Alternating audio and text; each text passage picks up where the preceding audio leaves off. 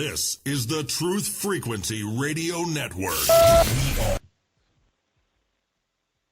Hello and welcome everybody, and thank you for joining us this evening. I'm your host, Zen Garcia. This is Secrets Revealed here on Truth Frequency Radio. I'm honored to have as guest with me for the next 2 hours my good friend, Dr. Joye Jeffries Pugh. Dr. Joye, are you there? Yes. How are you doing tonight, Zen? I'm doing well, and I'm glad that you were able to come on with such quick notice, and I know you've been very busy. And so why don't you let the listening audience know, as far as what you've been up to and also where they can go to find and to read and study your books. Well, I've been kind of busy doing a little bit of research in a lot of different areas and also working on a new book that will probably be out later on in a couple of months, hopefully, that will be about the handicap. But at the same time, I've been doing a little bit more research on some various things, including the pineal gland and the Shroud of Turin, and, of course, the end times and the things that are happening right now that are a lot like the days of Noah. And if you're interested in kind of keeping up with where I'm at and what I'm doing and what radio shows I'm going to be on, you can go to my website at www.drjoye, and it's spelled D-R-J-O-Y-E, Joy with an E.com. And all my books and things are linked to Sacred Word Publishing. And if you've got a desire to read some of my work, all the books are listed there with the links to be able to purchase them.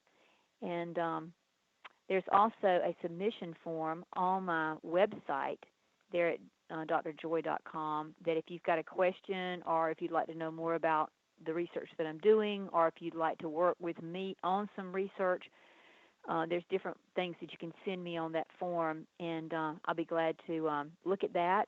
And for the people that do send me a lot of things from all around the world, I am honored to know that you would be willing to share with me the types of things that a lot of people are willing to share, because that helps me really get confirmation about some of the things that I've researched. There's just nothing like being able to see the real thing. You can talk about something all day long, but when you can see it in reality, it just makes all the difference in the world. So if you've got anything that you'd like to share in regard to what I discussed or some of my research, I'd be glad to take a look at it. And if you'd like for me to be on a radio show or TV or whatever, or speak or something of that nature, you can also send that form as well. And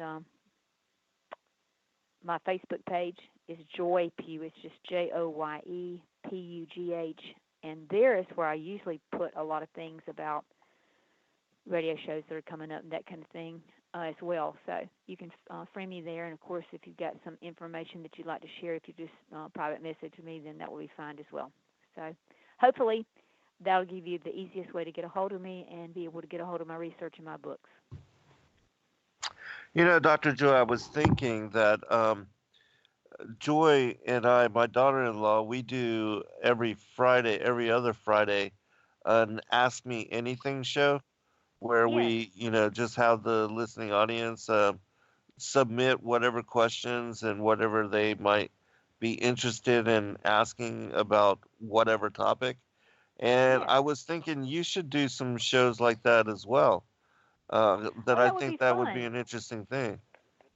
Well, maybe you and I can do something like that together, since our Yeah, research is kind of similar. So maybe we can work out something in the future for me to do a show like that. I really talked to someone one time about trying to do a show on my own. Of course, to how sick my husband was for so right. long, and Uh-huh. taking on that responsibility was far greater than what I was even able to do, and continue to do a lot of the research that I was doing because of his sickness and me being his 24/7 caregiver. Right. But, I think it's something that if I could work out something and be able to do like that, I think it would be interesting, because I have so much, and you well know this because you know my research, you've read it, Mhm. you help me promote my research. You know how much there is. And I Right. know in the past I have done radio shows, every month for a year on people's radio shows, and never even touched everything that's in my work. I mean, Right. it's really it's got a lot of things there, and it's not just on one thing. It really incorporates every aspect of any field of study, whether it's physics or nanotechnology, Tesla technology, biotechnology, ancient history, eschatology, theology, whatever. I mean, it touches on everything because it kind of brings it all into one picture that you and I seem to be trying to show everybody how it kind of coordinates itself into this beautiful picture that tells you that everything that God has told us is correct and that it's all playing out in the generation that we're now living in. So Hmm. that might be an option for us to be able to do something. I mean, I think that would be fun to be able to have questions, consistently asked. And in Right. fact, like I said, one of my best friends, when she comes over, she'll go, "I just want to ask you this. I always want to ask you that." And she says, Right. "It's so nice to have an author that's a friend." She says, "Because when I see this, and I can come over and go, can you tell me about this and what does this mean?" And we had a long discussion today about Judas Iscariot. So, but it gives me the chance to answer questions that a lot of people Yes. have about things like that you may not be able, or you don't feel comfortable maybe raising your hand at church and asking a question, because most times the preachers preach a sermon and they don't really go, "Anybody got any comment they'd like to Right. make on this?" I mean, now on things like on Wednesday nights or whatever, prayer meetings and things like that, sometimes you can ask questions, but so many times people don't attend those. I mean, your things like Wednesday night and Tuesday night meetings and of that magnitude, a lot of people just don't go. They go on Sunday mornings, and that's kind of it. So if they're just going to hear a sermon, then they don't really get a lot of questions answered, because the sermon's about, let's say, today might be about, John baptizing Jesus. Hmm. Well, you might have in your mind, I want to know why these tornadoes are happening out in the Midwest. Has that got anything to do with the end of days? I mean, you may have all these questions and you can't get them answered. So, and it's not because I don't think preachers can't answer them, because I know they can. It's just that you're in the wrong position to be able to ask the question unless you try to take a moment to stop by and see the pastor. And then, of course, if you're in these large churches, your chances of even seeing the pastor past the assistant pastors makes it even more difficult. So yes, Zen, I think it would be a lot of fun if you can come up with a way for me to do that, to answer some questions. I think it would be great. I love that. I like to be actually like to be put on the spot to make me think. I'm one of those Yes. kind of people. I want to think about this, make me think. And sometimes I can't answer really quick and I need to research something, but most times I pretty much have some kind of idea about it. And then if I don't know anything about it, then I'm just going to say, well, that's something I don't really know about, but, Yes. I can look at it and try to figure out if you'll tell me something you know about it, or that kind of thing. So that would be Yes. fun. I would look forward to doing something like that. Yeah, we'll get something like that set up. But I know in doing the AMAs, because I've done a number of them now, um, that it's also beneficial in that I'm sure, like myself, you have people ask you the same question over and over and over. And so you can have that as an archive and made available to the public so that you can just point them to that instead of having to write out or type out or answer in great elaboration, the same kind of questions over and over. And so, That's very true, because lots of times I get these submission forms and they'll say, "Well, what exactly happened in the garden?" Oh my yes, goodness, I've written a whole book about what happened in right, the Garden of Eden. So, like you say, you can't really tell somebody in a paragraph, because you're going to bring up something that they're going to have no understanding about. And if you try to yes, say it really quickly, they don't get it, or you become offended by it, or they think it's not, maybe not scriptural or whatever. And when you've got a book, you've got all the scriptures in there, you've got it broken down, to the Hebrew, letter, and that makes all the difference in the world when they read that. So yes, I would agree that if you had a show, you could say, go to archive number 5, and that tells you the entire reason what happened in the garden. That would be pretty interesting. So yes, that might be something that I would be very interested in to point people to, so that I would not have to try to figure out a way to right, explain something. I mean, you just can't do it. You can't explain what the research that we have done about that kind of stuff in a paragraph. right, You just can't do it. And as well, our time is so involved in trying to grasp what's going on around us and keep up with it, because it's happening so much that if you even bat your eyes and miss a day, researching or doing some things or reading, you don't catch the gist of how the magnitude of the changes that are happening, really scriptural, that bring us closer to the end of days. And so, you really can't sit on your computer and answer emails all day long, every day. I mean, I could never do that, because that would give me no time to be able to do something else. Now, lots of times, like I mentioned, sometimes people will send me information about things that I've talked about that, oh my gosh, I'm like, oh, look at this research. This is just absolutely amazing.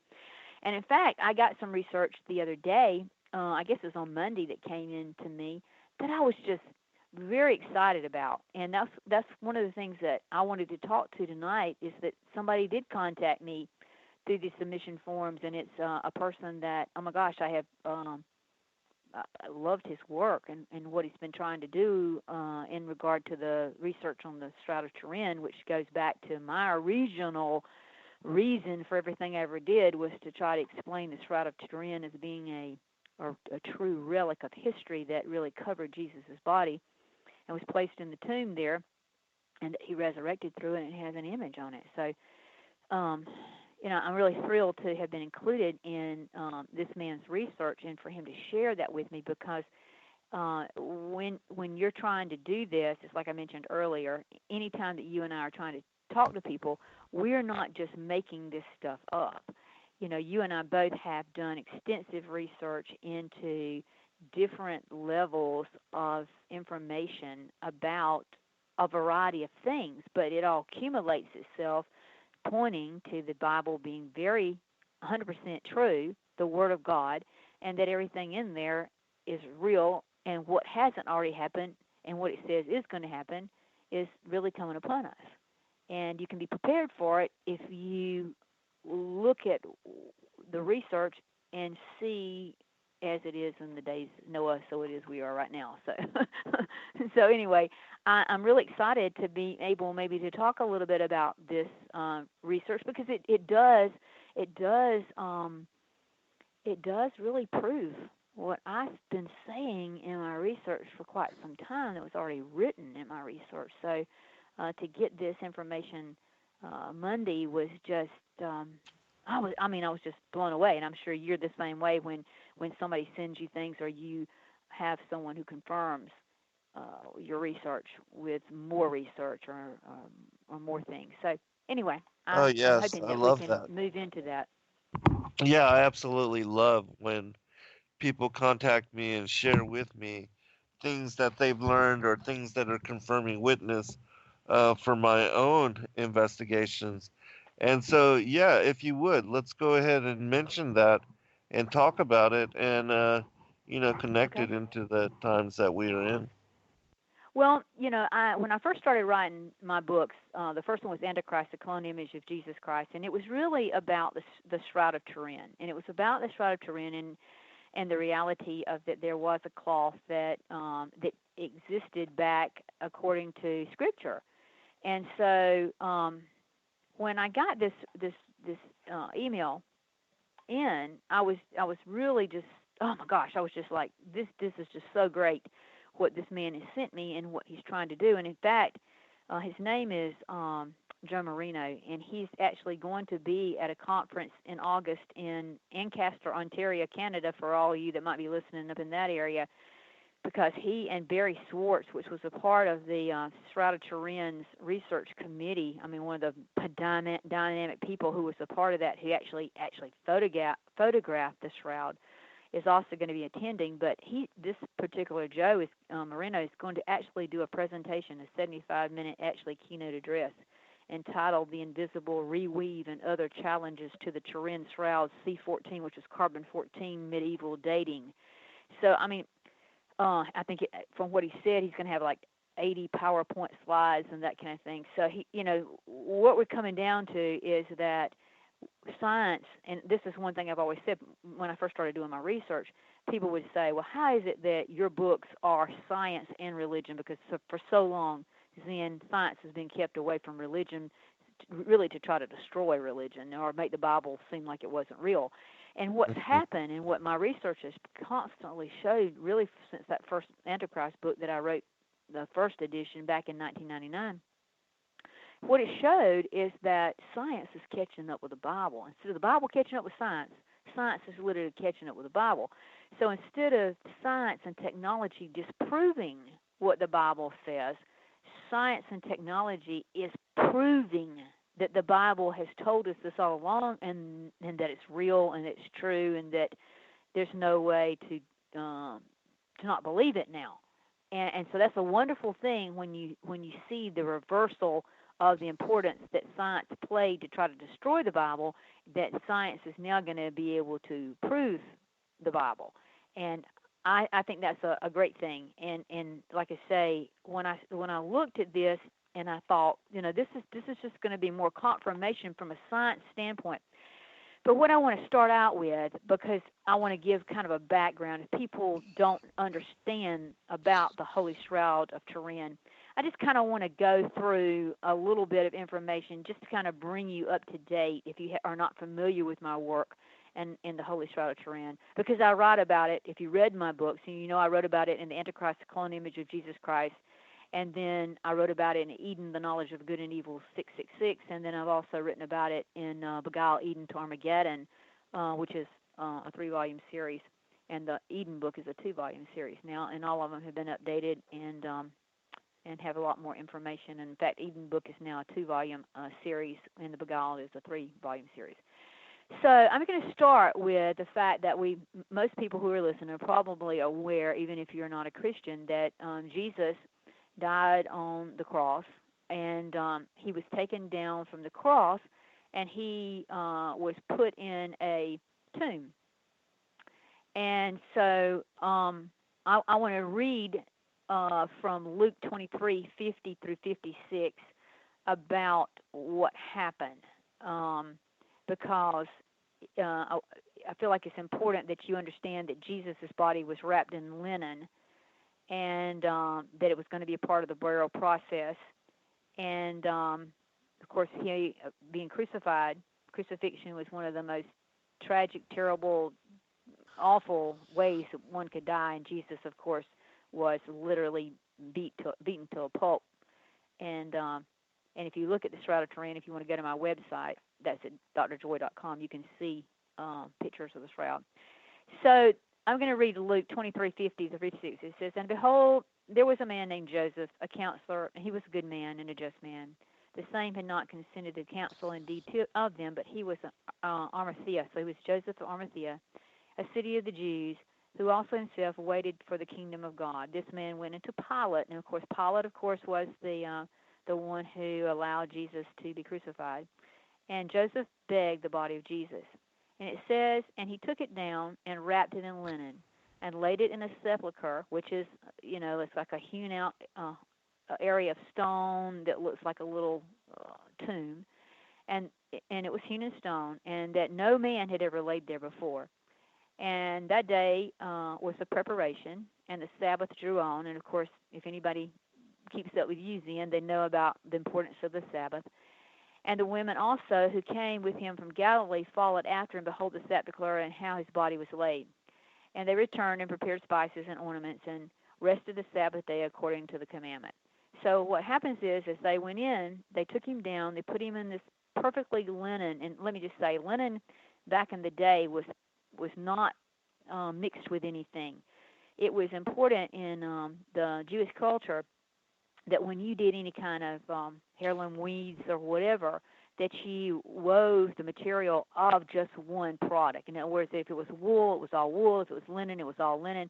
There was never a mixture of like cotton and wool and that kind of stuff. They considered it to be very poor quality if you mixed and matched things.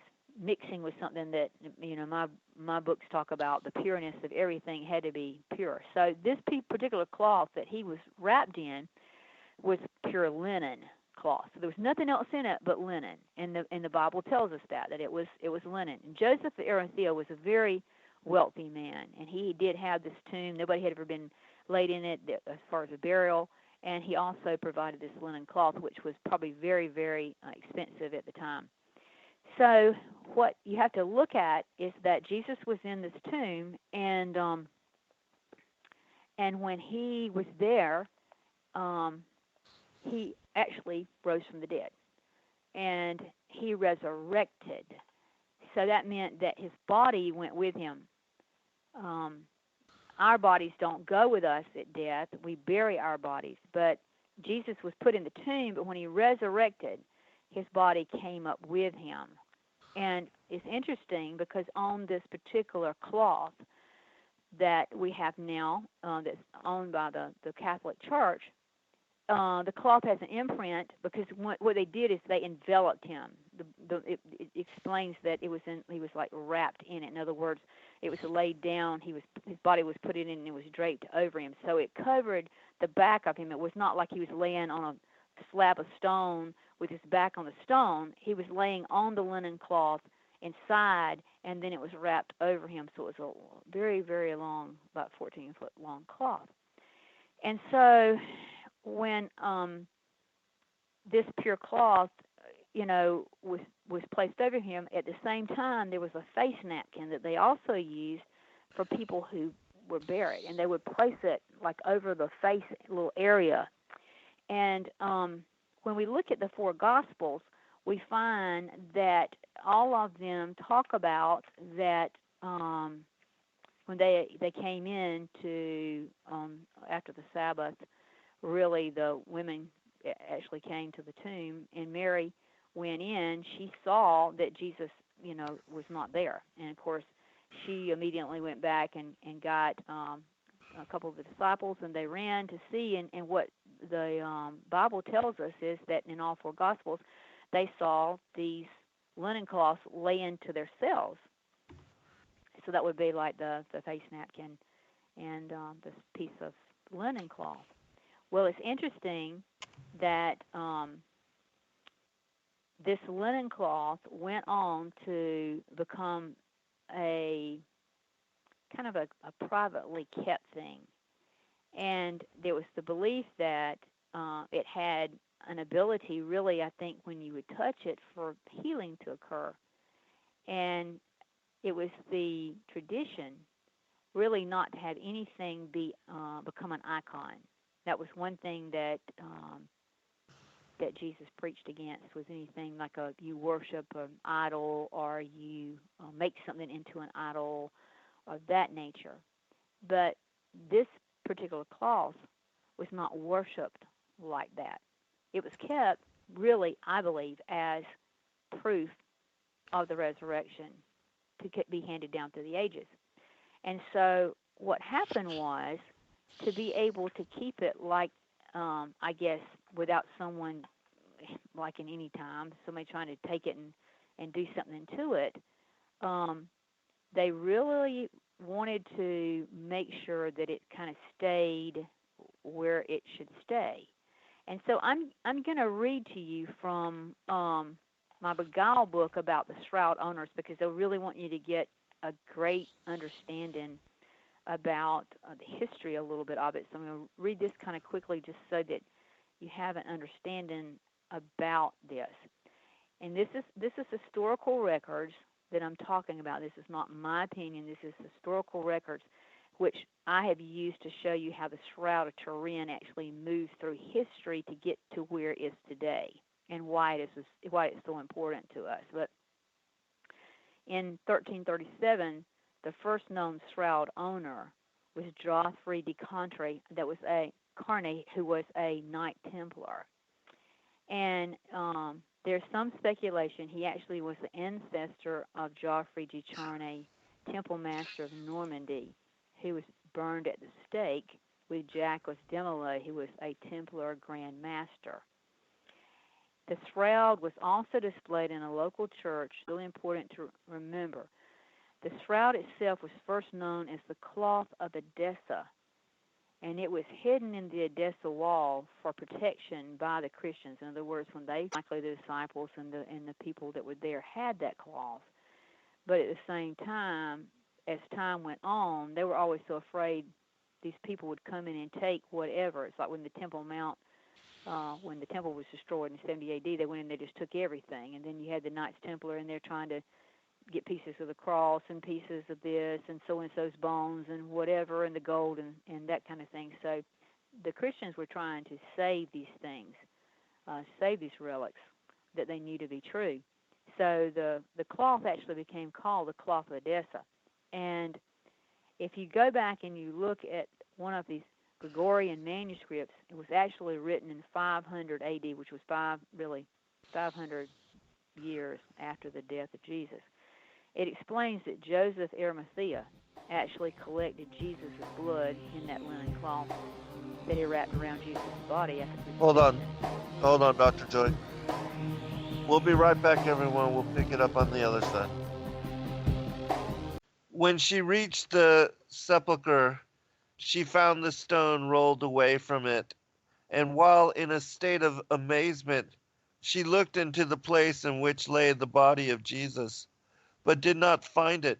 She found, however, the linen cloth lying there, and the napkin that was over the head, separated from the linen cloth and wrapped together in a place by itself.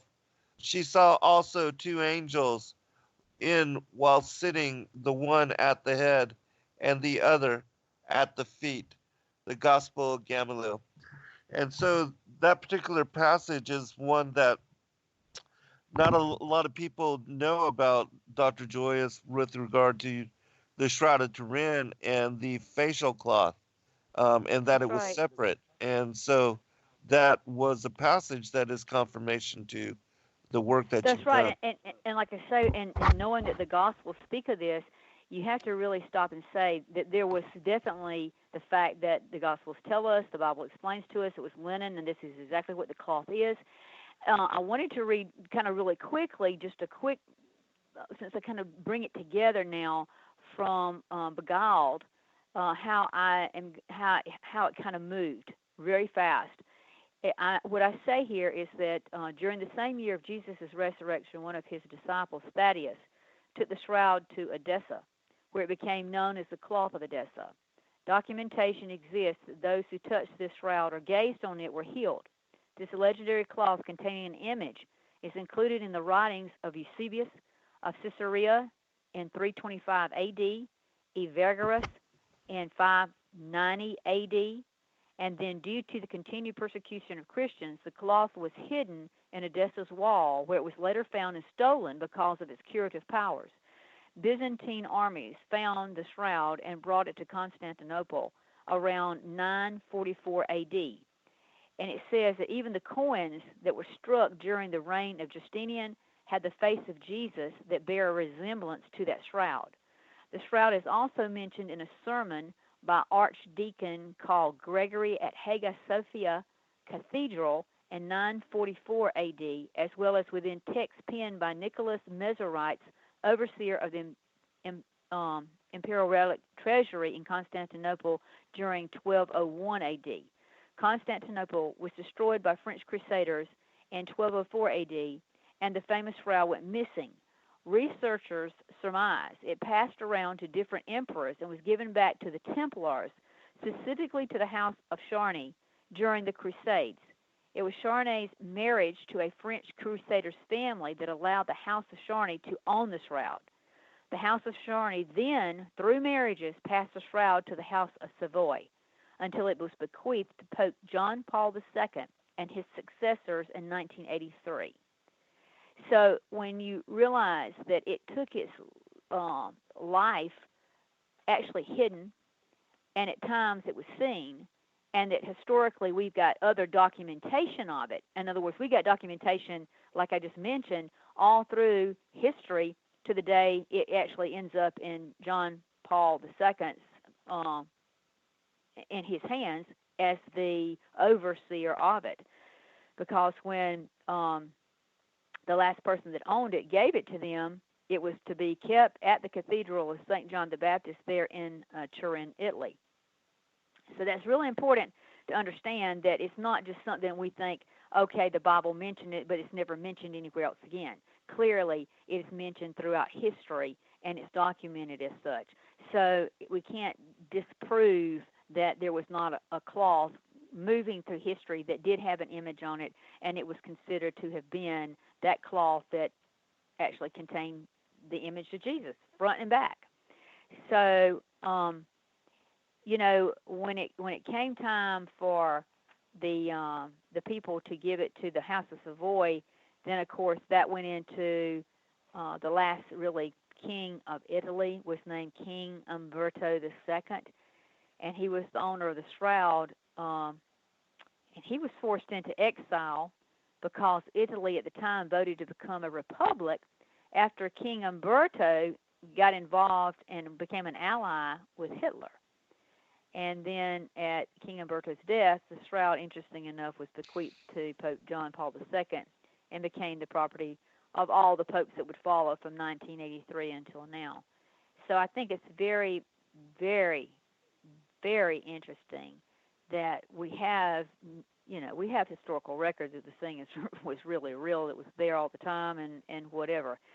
So the interesting fact is, I think we can literally say that we know biblically through other scripture, through other outside of biblical documentation, that it was really real and it does exist, and in how it got through history and more than likely ended up in the responsibility of the Pope's jurisdiction. Back in 1969 to 1977, the people that Umberto and them, before he bequeathed it to the Pope, they were interested in wanting to know the truth about this piece of cloth. And so they allowed scientific research to be done on that shroud.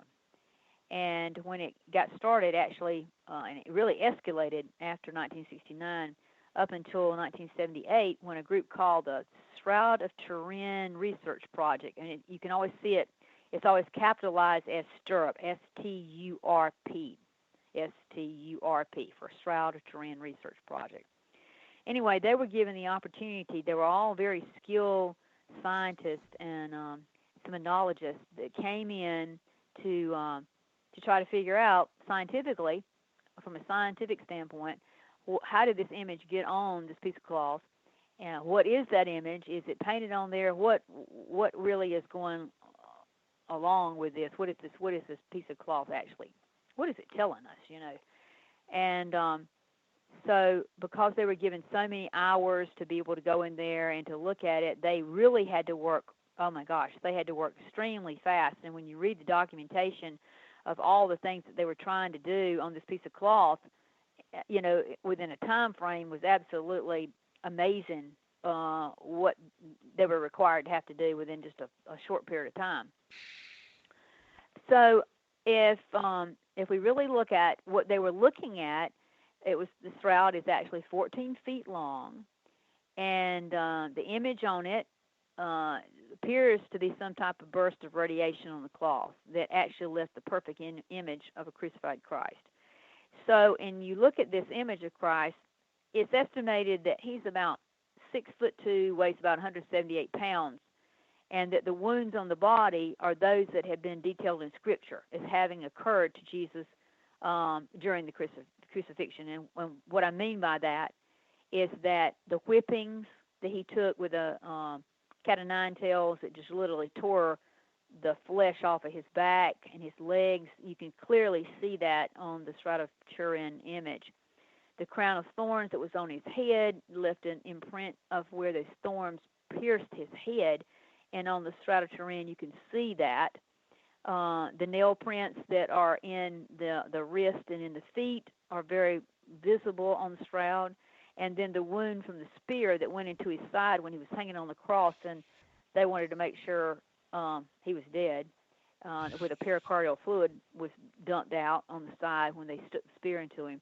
All of that is literally on that cloth and actually in great detail.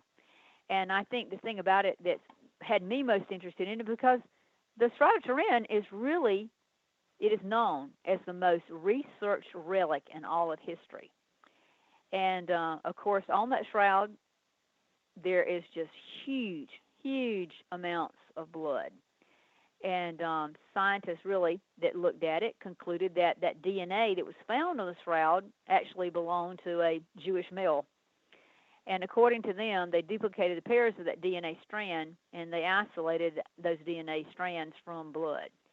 So the fact that this was going on, back in the like I said, early or late 1969 and up until 1978, I mean, this was the time when science was just starting to take off with the capability of looking at this particular cloth in a very detailed scientific manner.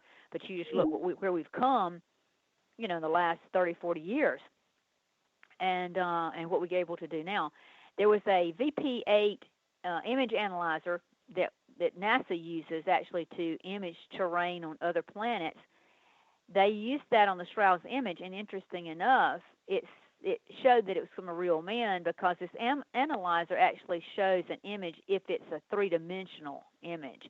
In other words, if it was a painted thing on a piece of cloth, it wouldn't show three-dimension like a body. But when they used this analyzer, this VP8 analyzer, it showed that there was actually a three-dimensional body that was actually on the cloth, and that kind of gives you an understanding that right off the bat, we're using technology that says it's three-dimensional. There was no way that somebody could have painted a three-dimensional painting on a cloth and had that, that type of image analyzer show that it was definitely a person, that it was a three-dimensional person.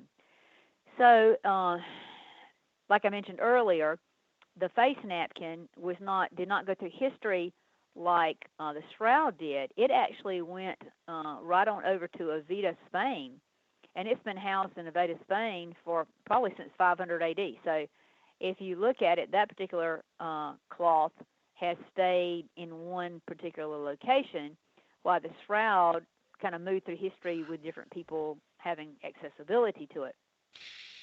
But I think that the thing that's most interesting is when you take those two pieces of cloth. They're both made out of the same linen, and they both have the same spots of crucifixion as far as the face, where the face had the crown of thorns, and how it's impressioned on the face of Jesus, and where the blood stains dripped on the shroud are in the same place on this face napkin. I mean, identical to it.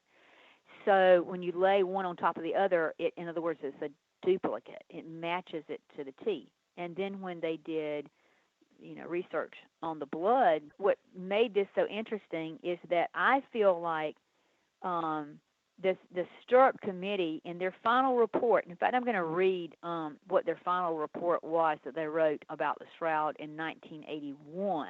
This was before the Pope got a hold of it in 83, okay? The committee stated this. This is from their own words. We can conclude for now that the Shroud image is that of a real human form of a scourged, crucified man. It is not the product of an artist. The bloodstains are composed of hemoglobin and also give a positive test for serum albumin.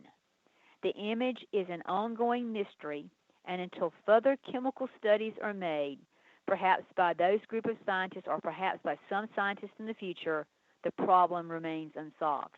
In other words, they knew that the image was that of a man that was crucified, and that it was of a man because the blood proved it was of a man, and that the blood stains also had the hemoglobin and the albumin. And when you go under a lot of stress, when you're really stressed, those levels of albumin will be really high.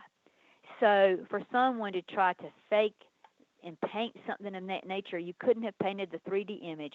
You couldn't have gotten blood of that caliber from someone that was actually crucified. The fact that the image itself has exactly the same place marks as what we are told in Scripture happened. I mean, identical. So, and then at the same time, these researchers saying how that image got there, we don't know. We've used every scientific thing available to us in 1981 to tell us how it got there. They had no clue how it got there. It was absolutely an amazing thing that could not be replicated in any form or fashion. And since 1981, there's been a lot of people who've attempted to try to replicate the Shroud, without the slightest capability of even getting close to it. So, in essence, then after this happened, then the Pope was bequeathed this shroud, okay? And when he took over, they immediately, of course, they didn't display it. It's never been one of the things they just put out on display. They would display it at certain times, and then you could make a pilgrimage there and see it, but then it was never put back on display. But in 1988, they decided that they were going to get the shroud carbon dated. This was after the really the Catholic Church had taken over, and the Catholic hierarchy demanded that any of the blood that had been taken off. In other words, when the Stirrup Committee did it again, the Pope did not own it, and they had gotten extra samples. They got pieces of the shroud. They were looking at a lot of different things during that time. They had actually, like I say, taken the DNA off of it. They had the blood samples. The Stirrup Committee cloned those blood samples to look at those blood samples. All that was established in the Stirrup Committee's report. But in 1988, when they decided, the Catholic hierarchy of the Pope decided that he wanted this shroud carbon dated, they at that time started demanding all the blood and the material samples that were taken from the shroud to be returned immediately from the previous researchers. In other words, the researchers that were with Stirrup, they wanted that stuff back.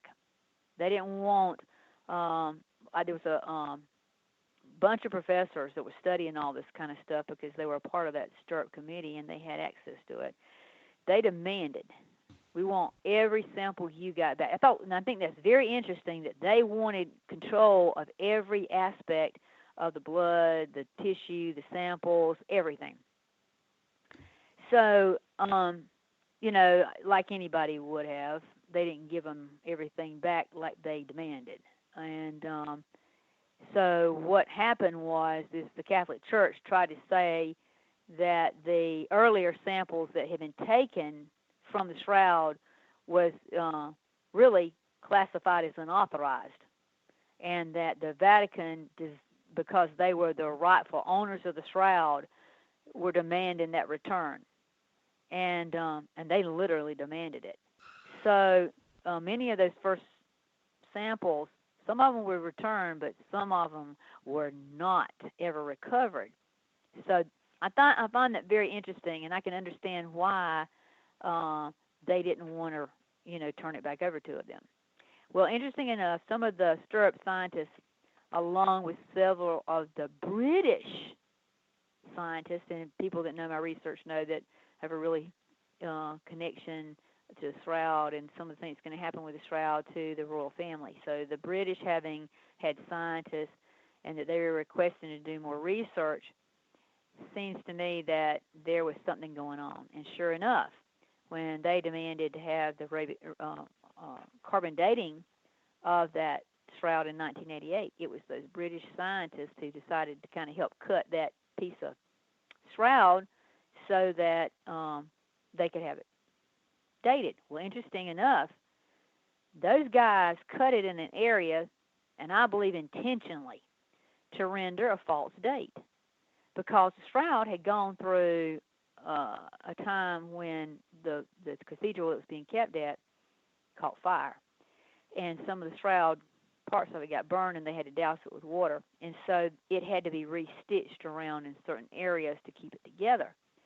Well, these British scientists would have known, would beyond a shadow of a doubt, they were schooled in this stuff, that area of the shroud had been redone. Well, they allowed the cutting for the carbon dating to occur in that particular area.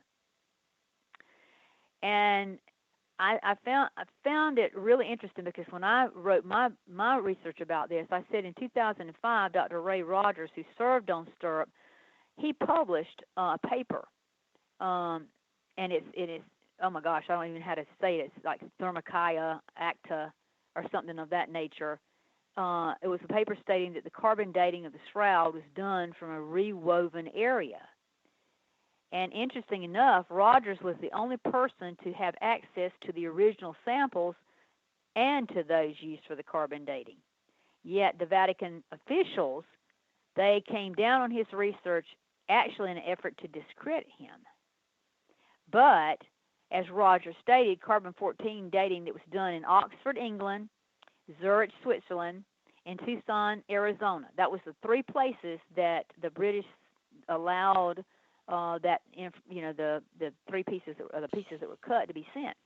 But Rogers had stated all the time that when those three places did that research on that shroud for carbon dating, that they were all invalid because their samples had not come from the original linen parts of the cloth. And that's what we were talking about earlier, is that linen cloth was supposed to be completely pure. It had no other pieces of anything in it. It was totally linen. Well, the tainted samples that they cut, and I fully believe, again, the British knew it, had actually cotton fibers and silk, and it was not totally linen. And so I guess Ray Rogers knew that. So he said, that this was actually going to be a hoax, and he tried to come against it. Well, interesting enough, Rogers dies, and so does another of the stirrup members who had the original sampling, original samples.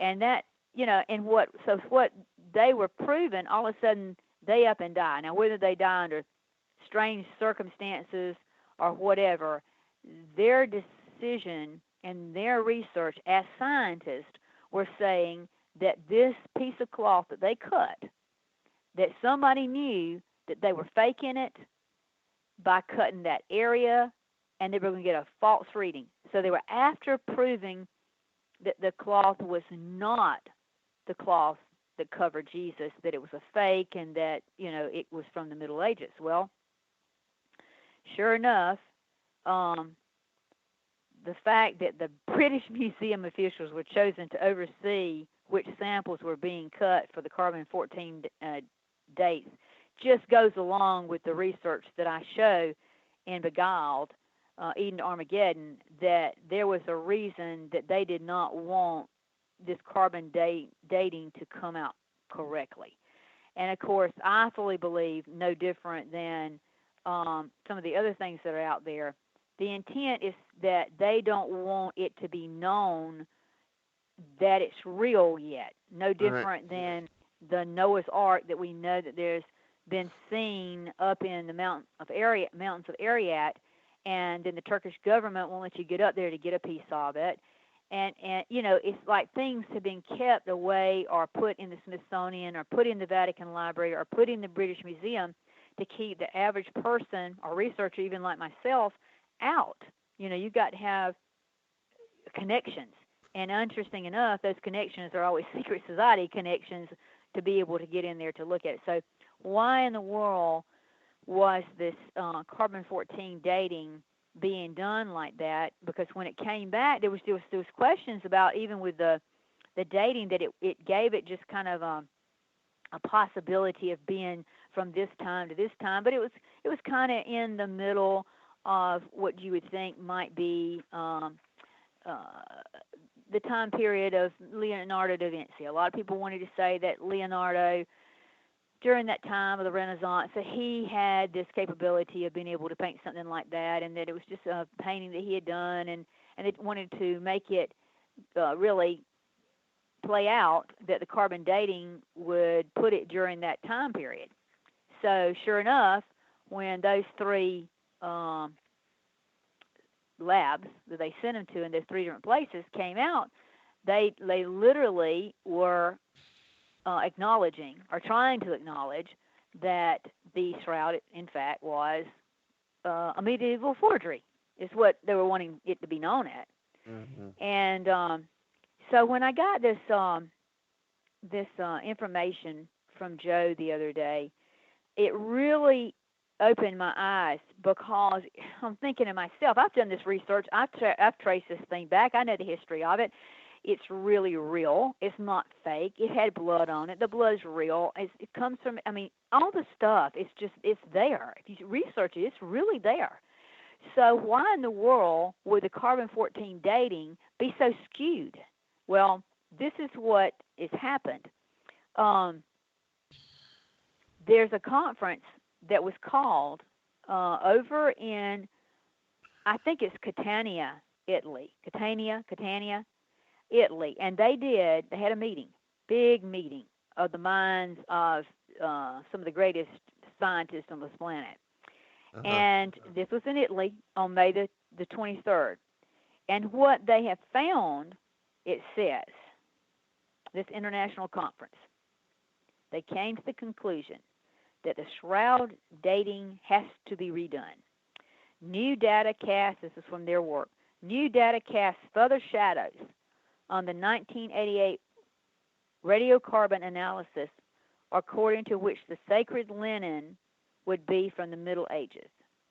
And it says, on May 23rd, at Catania, Italy, an international conference of scientists and sedimentologists, that they had the scientists there that said incorrect sampling techniques, and our studies prove it.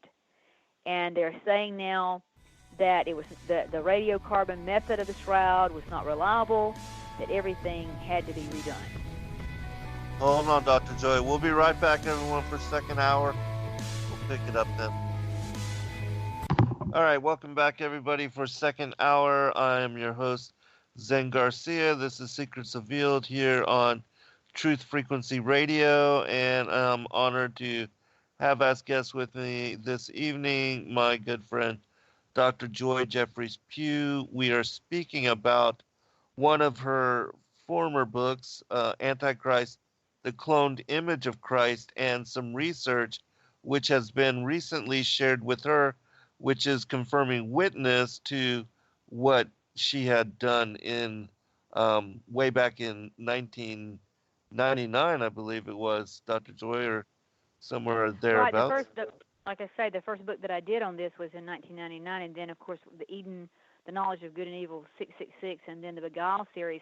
I kept bringing the research forward because there was more research on it, and Mm-hmm. it's very important for people to really realize that right up until I guess the last book that I did with the updates of Eden and the Beguile series, I was explaining that the in my own work that this radiocarbon dating was done wrong, and I had researched some of the people who had were materialists. In other words, they were used to dealing with material and the weaves and that kind of stuff, and had really come across a lot of documentation that was showing that this particular weave was not right, that there was something mixed in it, that it was pulled off of and somebody knew about it, and I immediately pointed my finger at the British, and sure enough, now that this is all coming out, the British were very much involved at the British Museum, and really, according to the work that Joe Marino sent me, he said that really, I guess, when they started looking at all this and were finding that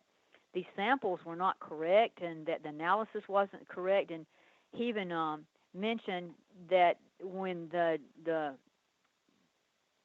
when you go through peer review, there are what we call scientific journals, and Nature is one of those scientific journals that you kind of look at if you're doing research as being a very not fake news. In other words, you can pretty be reliable that whatever comes out in it has been researched, and it's basically pretty well to be able to be stated.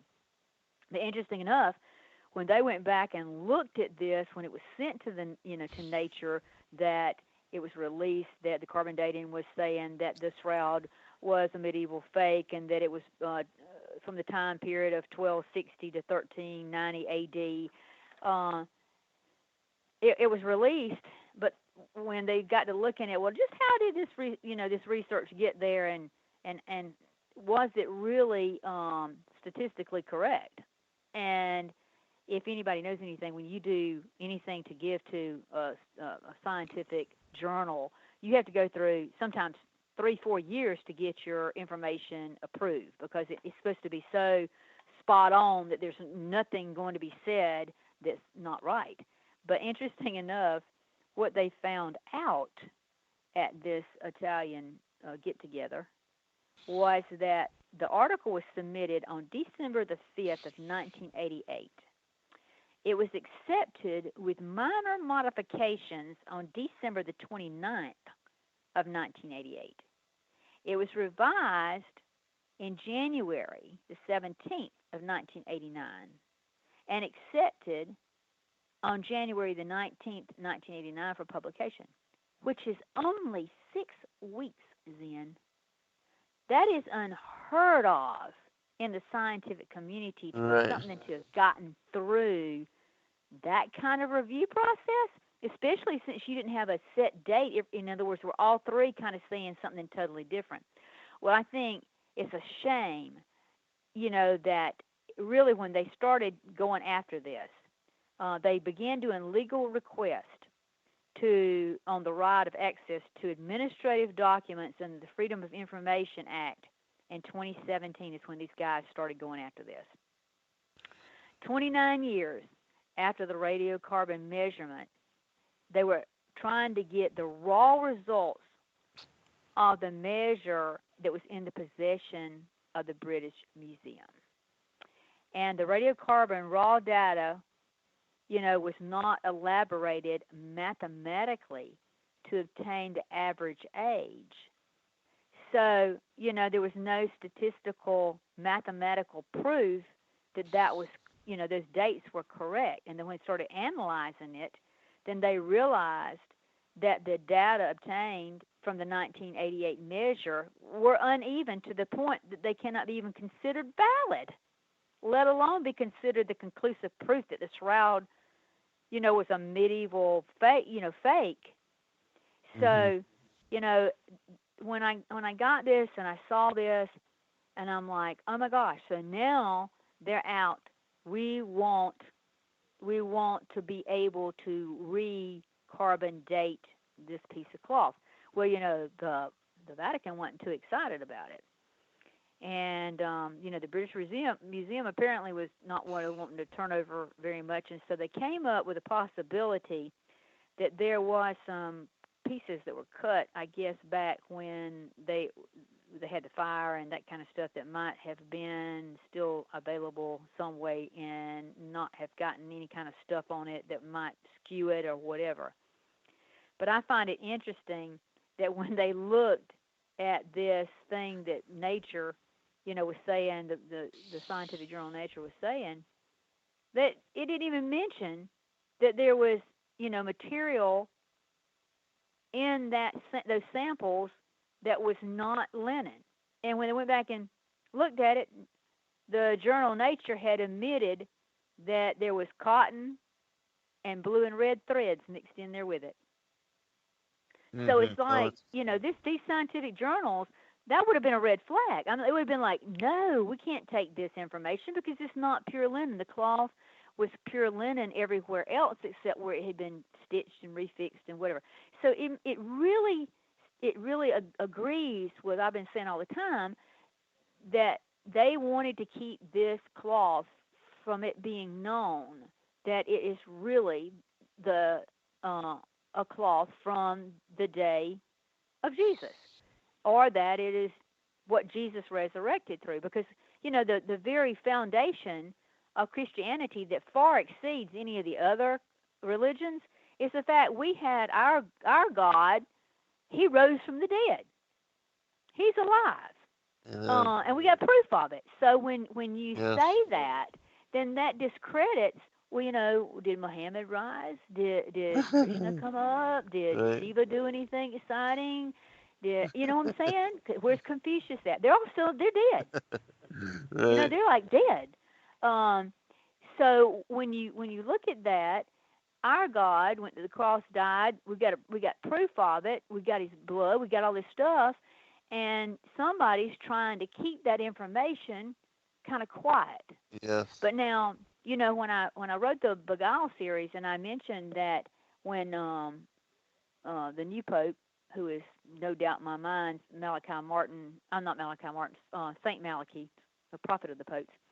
I always get Malachi Martin and him messed up because Malachi Martin wrote Hostage to the Devil, which is kind of the Vatican period over and over again. But anyway, when the Malachi prophecies were written, St. Malachi's prophecies were written, there was, only going to be another really pope after Benedict who bowed out and let the guy that's in there now take over.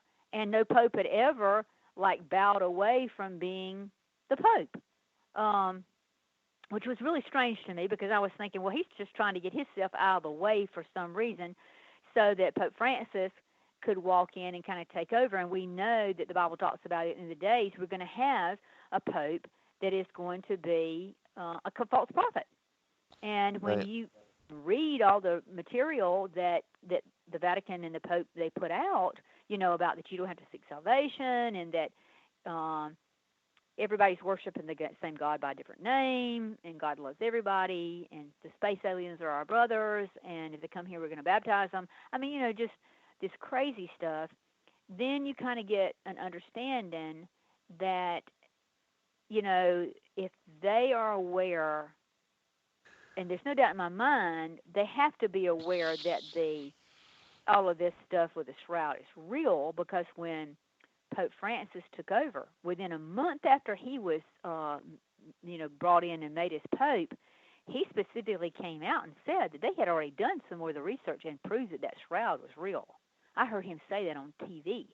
So it's not like they didn't know that and that they haven't already made a comment about it, but it's almost like they're playing games to keep, I guess, questions going as to, is it real? Is it not real? It's kind of like, is the Noah's Ark up there? Is it not? Was there a flood?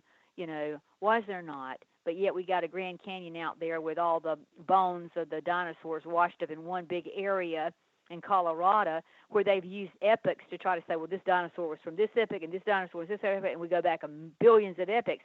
Well, how can you have all them dinosaur bones all in one spot, down there with the sediment that probably no doubt was from the giant flood? I mean, the Colorado River just could not have cut that. I'm sorry, it just couldn't do that. So they've led us astray, and they've kept us in the dark, and they've tried to make it we don't want you to really know this information yet. But it's interesting to me that the Vatican spent hundreds of thousands of dollars to have an aluminum case built for preserving it by an Italian aerospace company in order to shut out all the light, air, and humidity. And then they filled it with argon gas so no bacteria could thrive inside that casing. Okay?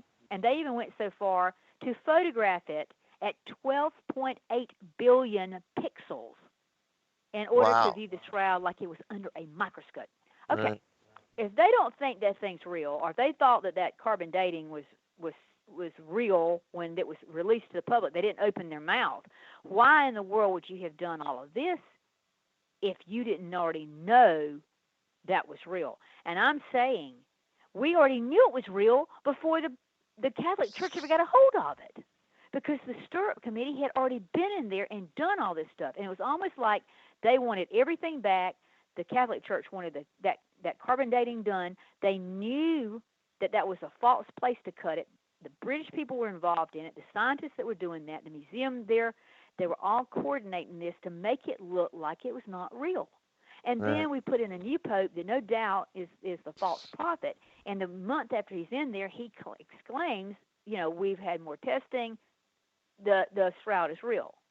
Well, no doubt they know the shroud is real. They wouldn't spend this kind of money if they thought it was just a piece of nothing and it wasn't worth anything.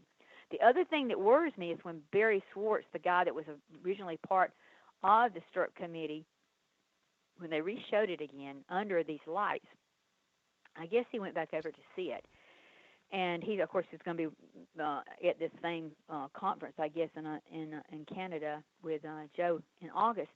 But when he went back over there to look at it, he said, "Man, it looked like it was gray. Where's the blood stains?" Well, you know what, Zen? I fully believe they have vacuumed off everything they can get, because what was happening was the more the people were looking at these pieces that the people had gotten from the Stirrup Committee and not given back to the Catholic Church, they were finding things like the crown of thorns that Jesus had on his head. There's only one bush that actually has that kind of thorn on it, and it only grows in Jerusalem area, nowhere else. They found the pollen of that particular bush on the shroud. What are the odds that somebody in medieval days could have painted that and gone and got that and put that on there and put the blood on there and made it a crucified person and done all the stuff, including the pericardial sac. When you're dying the death like Christ died on the cross with his arms out like that, and he's suffocating is what happens. He can't breathe. And push up and try to push up to breathe, okay? And when that pericardial, anybody knows about fluid on, around your heart, when you can't breathe like that, it gets worse and you get more labor. Well, they took and put that spear, and it all gushed out. Well, interesting enough, on the shroud is that pericardial fluid. Well, now, you would have had to put somebody through that kind of suffering, put them through that kind of pain, all that stuff to have gotten all that stuff that's on the shroud. Even the tombs, when they are hewn out with the stone like they are, there's a certain kind of stone that exists over there as well. Well, when they went and did some of the, taking some of the samples off the shroud, they found that even the heel areas where the shroud was, that there was absolutely, so we're looking at science now. We're not looking at just a picture that they were looking at, years ago on a piece of cloth. We're now looking at every scientific possibility to try to figure out, first of all, when is the date? Second of all, how was it produced? So I don't think, I think these scientists, and I'm so glad to see that this just happened. This just happened just a couple of days ago there in Italy when they all met, and now they're pushing. We want samples. We want to look at this. We want to look at it in a, in a scientific way, using the greatest of our data and technology that has improved substantially even over the last year. Let us look at it again. Okay, I fully believe that we're going to get to the point, and my concern has always been that the fact that Ron Wyatt, and my research goes into Ron Wyatt and some of the videos there at my website, when Ron Wyatt said he came across the Ark of the Covenant, which he believed was in the grotto under where Christ was crucified, and that the blood ran down and was on the mercy seat, and he got, some samples of it. According to him, those samples were most unusual, and that blood was still alive because when they reconstituted it, they mixed it and they spun it. And when they did that, there was only one chromosome for the father. And there was 23 chromosomes for the mother, but one for the father. So for me and you, we have 23 chromosomes from our mama, and we got 23 chromosomes from our father.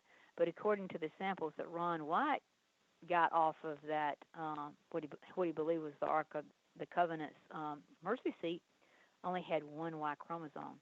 And supposedly he allowed those things to be tested and to analyze all of that. And some of his research actually shows that when you look at it, the blood is not dead. It's absolutely alive. And what does the Bible tell us?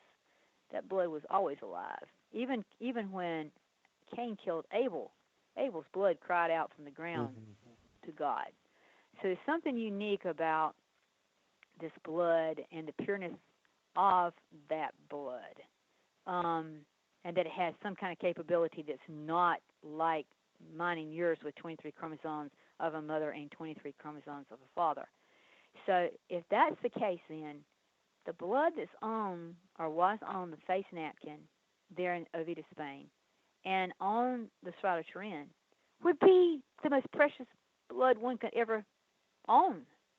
It would be a particle of God. It would be and we've heard people say we want to take man back to first matter because you want to be able to go back to the God particle. That's what the CERN people have been looking for, is the God particle. The God particle, everything is the God particle. Well, the God particle would be that Y chromosome, because it would not be like human male like you are. So that blood would be the most precious blood in all of history. Well, when I first started talking about cloning, people would just laughed at me up and down. You can't clone this. And I'm like, I'm doing the research. You can clone. They were cloning frogs back in the 1800s. And then, we can't do this because we have to have the DNA. We have to have the genetic mapping of all this kind of stuff before we can put all this stuff together. Well, no, they didn't.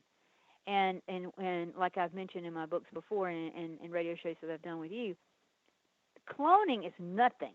You take an egg out of a woman, you just take the DNA out of the egg, you take a skin cell, blood cell, whatever, you pop it in that egg, and then you put it back in the woman, and in 9 months, she produces a child. And the child is a identical copy, not a twin, but an identical copy of you.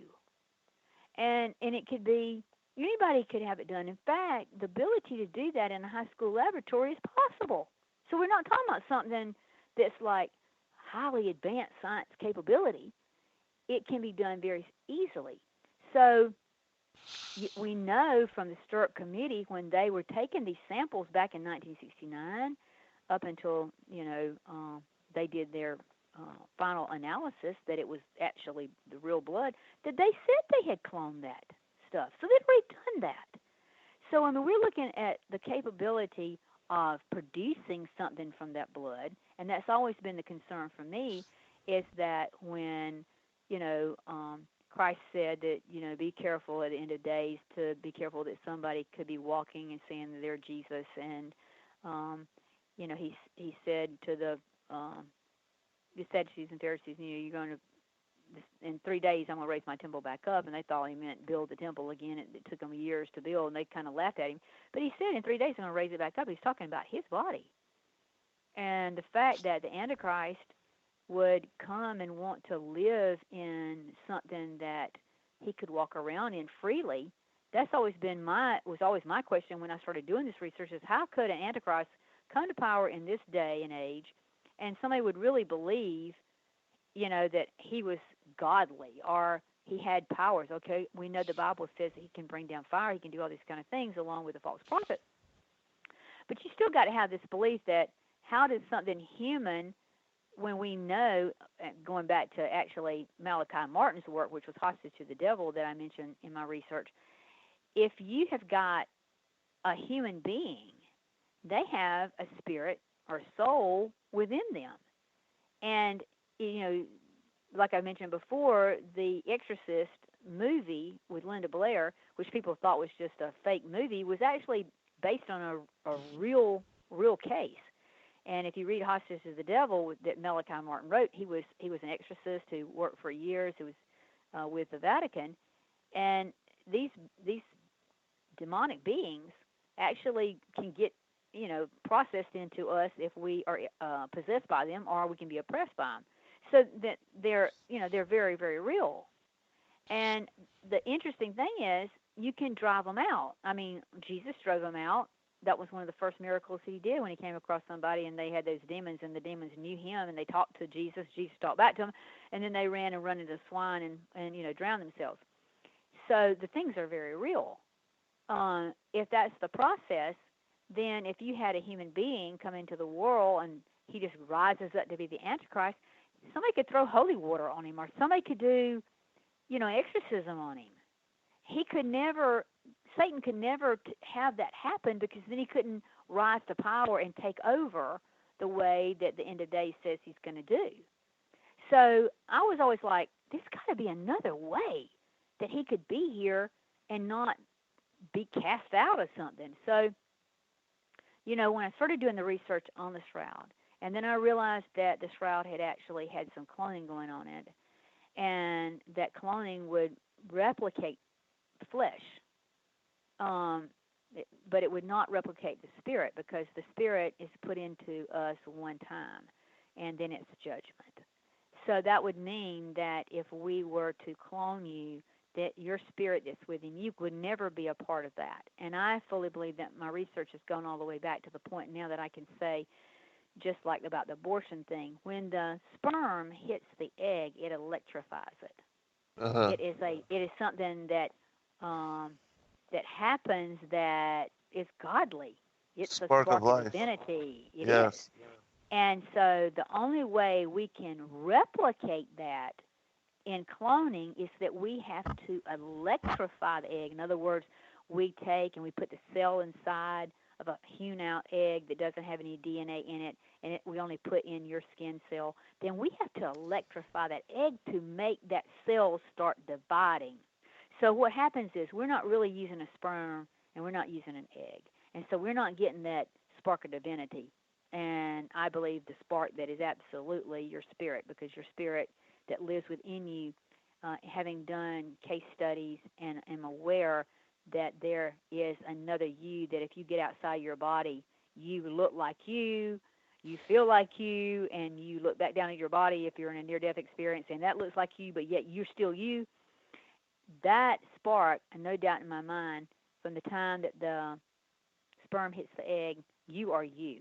You already have a name. You're already whatever at that moment. At that very moment, that's the connection between coming into life.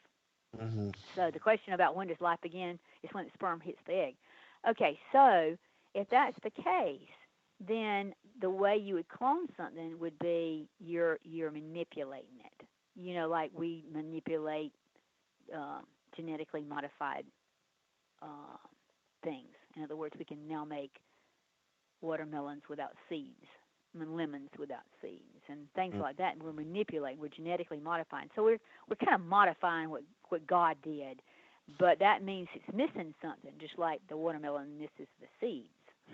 Well, when you clone somebody, it kind of misses out on getting its spiritual body connected to it. So what does that mean? Well, I went back and did the research and found that there was something called golem that they believe were beasts of the field that did not have a spirit in them, that literally existed, and so they're kind of like walking dead. Is what it amounts to. There's nothing inside. If that's Hold on, the Doc. case, Hold on, everyone. We'll be right back for final segment.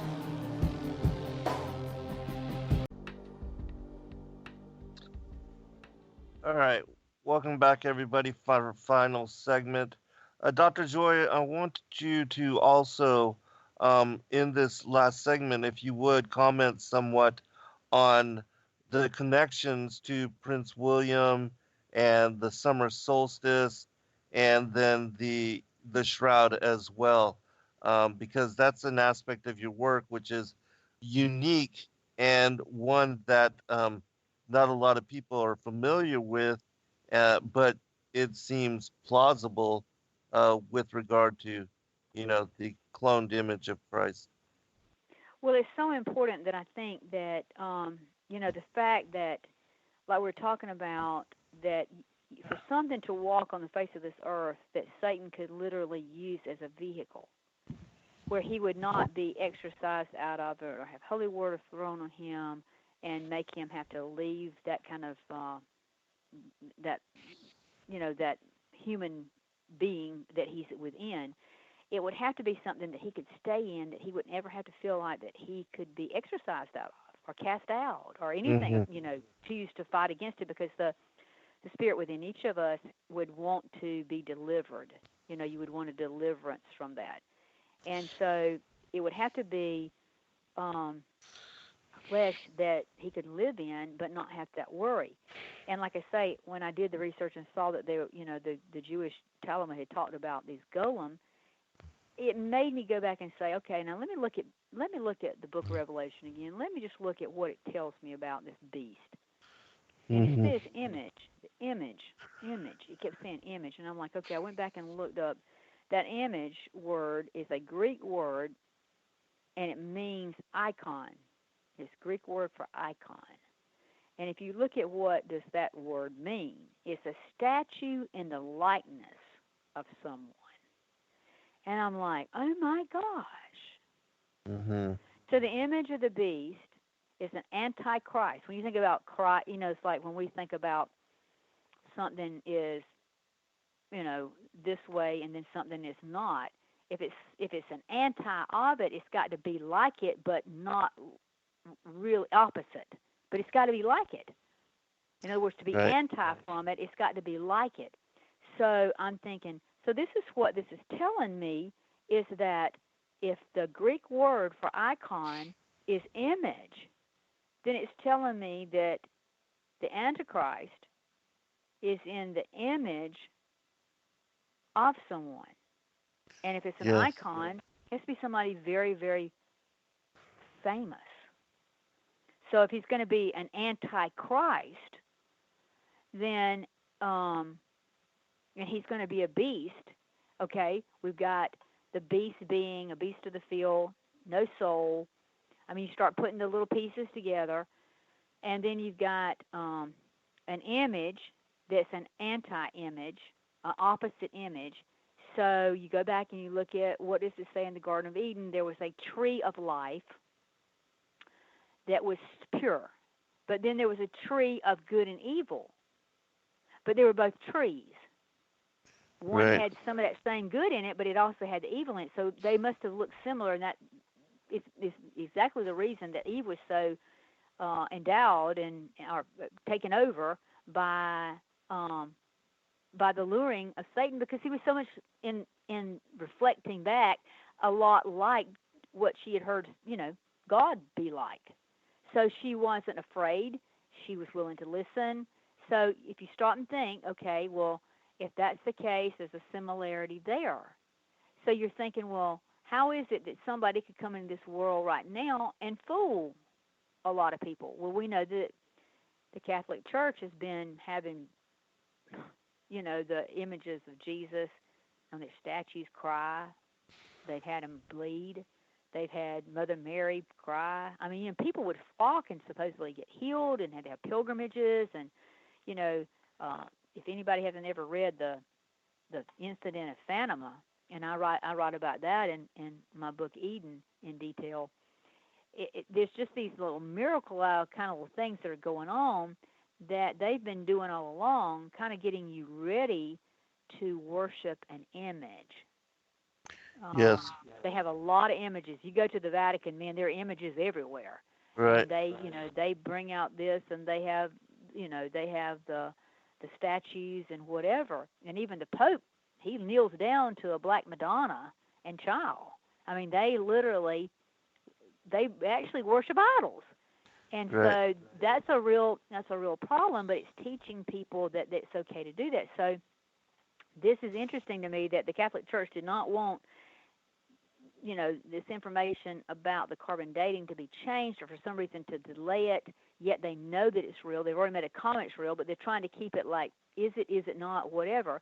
And then we know that the blood, according to the Sturt Committee, was able to be cloned. And if you could take the cloned blood, and if you hear what Ron White's saying, that blood is absolutely alive, well, who in their right mind? I mean, when I started doing this research, that's the first thing I said. If I could clone anybody, I looked at my grandmother that day. I was riding in the car with her, and I was like, if you could clone somebody, who would you clone? And she wanted her mother, and I said, well, no, I'm talking about if you could clone anybody. And she said, well, I don't know. And I said, why wouldn't you clone Jesus? Because if you could clone him, you'd have somebody come back, he can heal, he can do this, he can raise the dead, whatever. And I said, if we've got that blood, and that blood is like they're saying it is, then that blood, why isn't somebody trying that?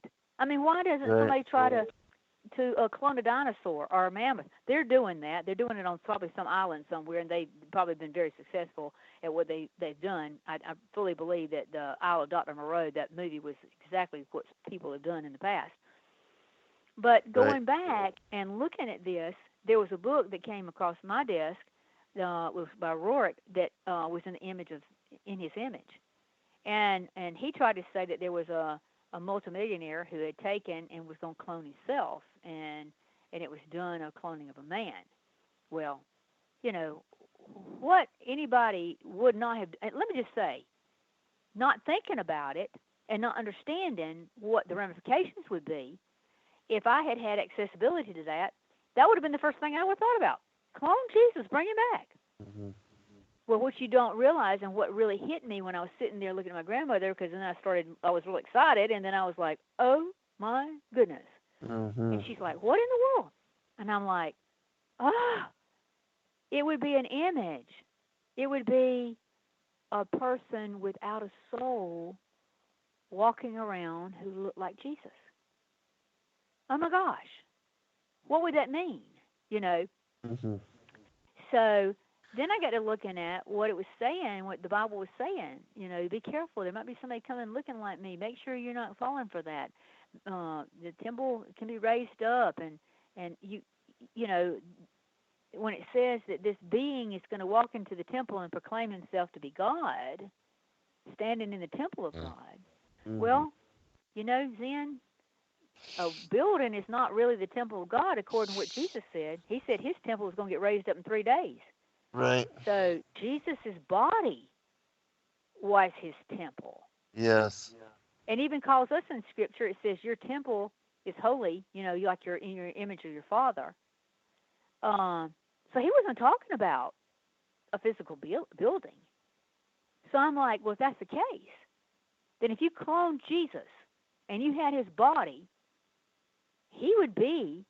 Satan would be literally walking in the temple of God, proclaiming himself that he was God. Yes.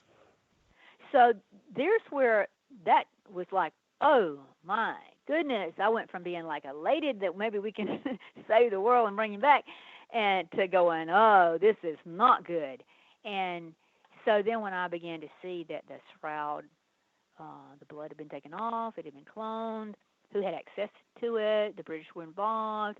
I had traced back, what we had talked about many times about what came out of Eden and the tares and the serpent lineage, and you can trace it all through the thoroughbreds right up to the present day royals. And then I started doing research, on that aspect when I started doing the cloning stuff back in 1999, and immediately I was like, oh my gosh, these people could literally clone somebody, put it inside of a woman. She could deliver Jesus.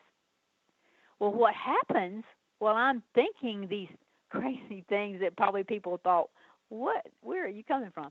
I'm like, okay, I need to be paying attention. Who's going to be born? You know what I'm saying? What am I looking for? So when Prince William, when Diana and Charles got together, weird situation. And of course, My Beguile, Volume 3, Eden to Armageddon, is just, it would take us a night to go through that. Maybe that's what we need to do one night, is just go through that alone. Because what I began to see was that she was of the age, supposed to be a 19 virgin, that there was these witchcraft things going on, that people were waiting for the Antichrist to be born. You got things like Rosemary's Baby. I mean, all this kind of stuff is just kind of weirdly connected to Camelot and the Holy Grail and blood, and that one day, according to the Camelot story, the king that once was is going to be born again as a child. I mean, it's just like, oh my gosh. Right. So when William was being carried by Diana, he was in her womb. Weird situation as to how that happened. She began trying to kill herself with her pregnant so that he would not be born. And then at his baptism, they threw the holy water on him, and according to the people that were there, he howled. Well, that word just really bothered me, because having really an understanding of studying demonology and wicked, when holy water is thrown on something that's wicked, it reacts weird, really weird. So there were some things that happened during all this that, because we're going to run out of time, and I don't want to get into it because I'd like to go into the whole thing. Maybe we can do our next show like that. The things about William that happened as a young man, he got hit in the head, really a bad deal. And, if you stop and think about it, most people that get that kind of injury don't end up being okay. And he's still got a scar, which the Harry Potter series, I think, kind of emulates. But we can talk about that, too, about Harry Potter and how that kind of is the same play-off of witchcraft and royalty and that kind of thing, maybe on our next show. The fact that he had a head injury and he survived that head injury, it tells us that Antichrist is going to get a wound, he will live. There's all these little things that kind of stand out that has happened, in the course of him and what happened to Diana. And when you understand that Diana stood, in front of Jane Pauley on a television show and tried to tell everybody that was listening. What the problem was is most people don't understand that they're like you and I have been preaching that there's a serpent lineage here with us. And she literally stood on national television and said those people were lizards. She literally said it. I was watching the show. Right. And it's documented in my book, Eating the Knowledge of Good and Evil. She made these comments like that. She knew that she was being used as a birthing chamber. She even said that. Those were her words. Taken to slaughter. Used. It was quite obvious. Charles never really loved her. He loved Camilla the whole time. Yes. What was her purpose? Why was she here? Why did she have to birth, this particular boy based on a time period where he was born? And of course, we know the Lion King story and the solstice and how his birthday was, and how people that were around him talked about he was wiser, as like an old man in a young body. People that have shared with me that's been around him in the military, the personification that he gives and the eeriness that he has, that there is something uniquely, strangely different about him. The fact that he's the 1,000th person of the Order of the Garter, and that being the highest level. The fact that the British Empire is the same empire that the Roman Empire was. It's just under the British now. And that the sun never sets on the British Empire, and that the Queen is the wealthiest person in the entire world, and the Vatican is the third wealthiest. And that if you put both of them together, they're the wealthiest. They control everything. Their hands are in everything. The fact that the Obama healthcare plan kind of got bought out by this company that there's just these connections that you go, there's got to be someone, when they take the world stage, has got to have royalty. It says that this evil being is a prince. I mean, when you start looking at the books of Daniel and especially the old prophets, they were talking about royalty, royal status. This would be something about this person coming to power as an Antichrist, would have this royal lineage, this princeness. Okay, well, not anybody, people would say, oh, well, Obama's the Antichrist, or oh, Hitler's the Antichrist, or oh, Mussolini was the Antichrist. I mean, we've heard people say this person, that person's the Antichrist. The problem is that they didn't have the connection to the Assyrian connection, which I showed how Williams got the Assyrian connection, and then the fact that the royal connection, and then the fact that the money connection, and then the connection to the old Roman Empire, and then connection to establishing Israel, and the fact that he has come from two different lineages, which would be trying to connect to King Solomon and be a descendant of David so that he would qualify as prophet, priest, and king, and that his mother Diana was really Jewish. I mean, there's all these little things that line up. So, from the get-go, when I first started writing these books, and really before he was born, looking at who's got all these little commonalities. Well, of course, Charles did. But Charles was definitely too old at that time to be playing the game. A lot of people wanted to believe he was the Antichrist, and I was like, no, it's not the time yet, because we haven't got to the last pope, and we haven't got to these other things, changes in the moon, sun, and stars, and this kind of stuff. And I'm like, something else going on. So when William started going through the process of being born and all these things started coming out, I was like, oh, red flag. So when he was born, I took one of the first baby pictures that he was sitting out in front of the castle there with Diana and Charles. And I had a lady that was a really good friend of mine who did graphic artistry and things like that. That was when that was first starting up, that you could do a computer and use that and do that with. And I said, can you take this picture and can you make it into an older looking man for me? And she laughed. She said, like, how much older? And I'm like maybe 30 years old, 35, something like that. So she took and she started trying to age that picture of William as a child, and the more she would work with it, what happened was it started looking so much like the Shroud of Turin. And I'm like, Mm. oh, isn't that interesting?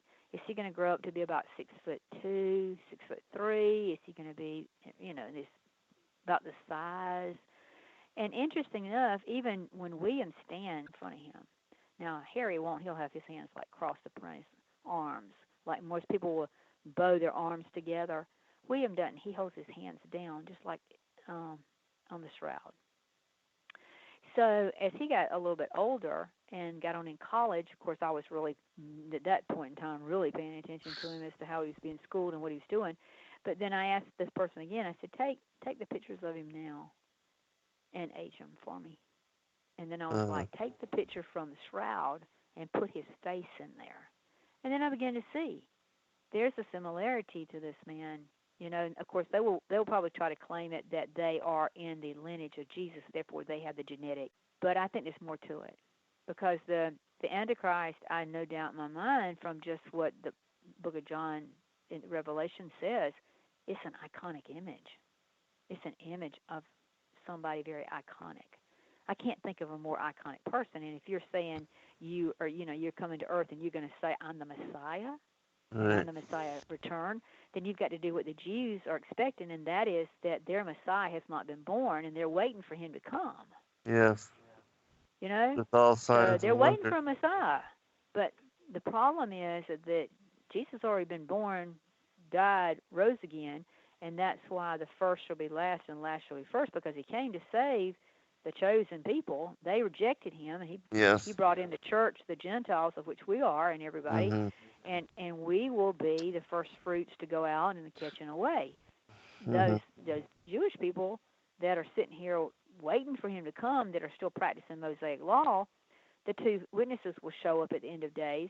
More than likely, it will be Moses and Elijah, and doing that to try to prove to them that yes, Jesus has already been.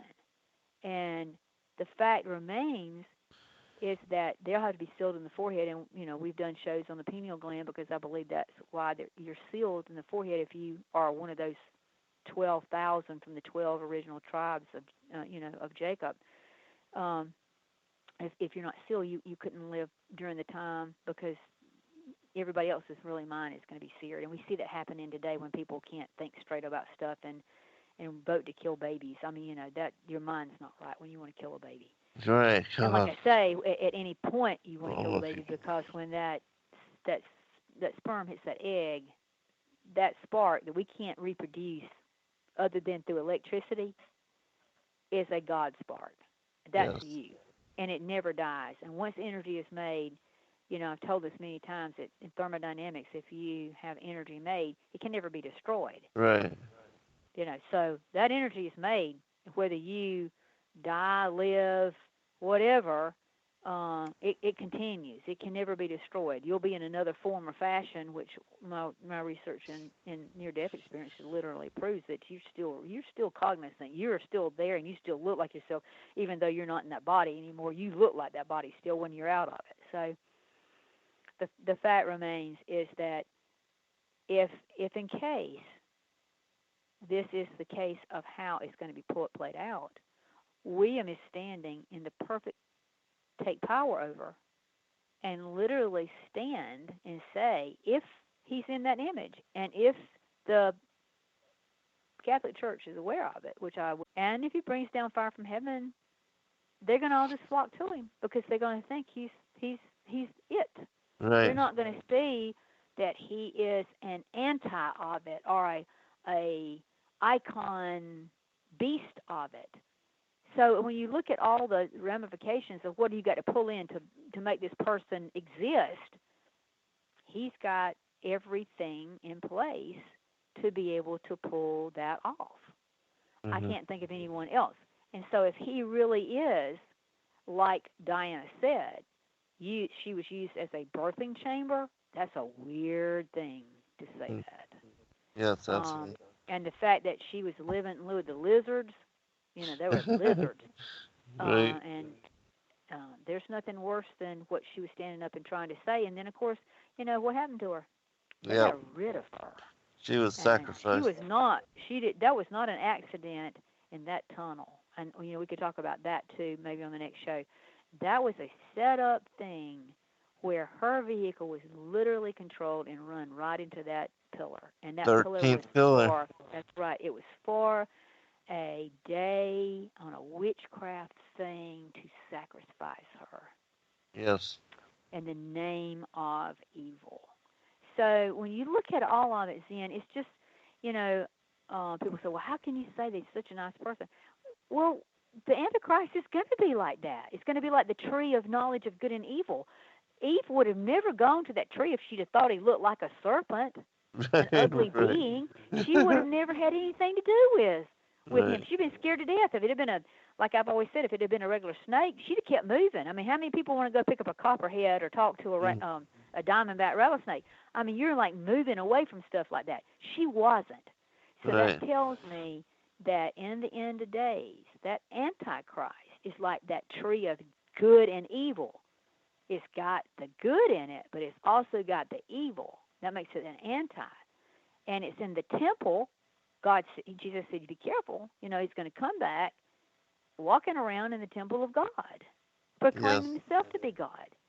And if Christ really meant his temple was going to be raised, which he said it was, it did, in 3 days, we got proof of it. I believe that the shroud is real, that there's proof that temple came out of that cloth, and he went through it into a resurrected body.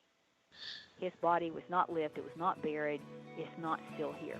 That's what makes Christianity so much different than any other religion, and that's important to always remember. Thank you, Dr. Joy. We'll do it again real soon. God Thank bless you too, everyone. Ben. Be blessed.